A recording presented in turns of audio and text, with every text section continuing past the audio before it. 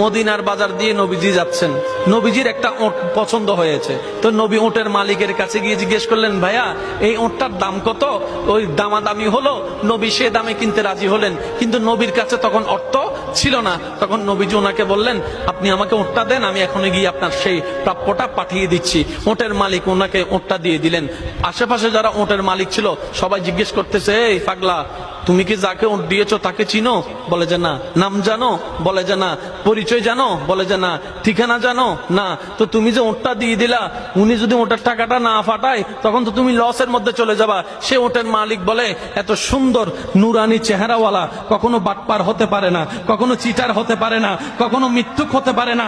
ওনার চেহারা দেখেই তো আমি ওট বিক্রি করার আগে মনটাই বিক্রি করে দিয়েছি, মনটাই বিক্রি করে দিয়েছি, মনটাই বিক্রি করে দিয়েছি। তোমরা যাই বলো, আমার মন বলে উনি আসবেই আসবে, টাকাটা পাঠাবেই পাঠাবে। এই কথা বলতে না বলতে কিছুক্ষণ পরে নবীজির একজন সাহাবা এসে বলছেন, একটু আগে একজন ওট নিয়ে গিয়েছেন, কাছ থেকে ওটের মালিকটাকে একটু দেখতে চাই। উনি বলে যে আমার থেকে।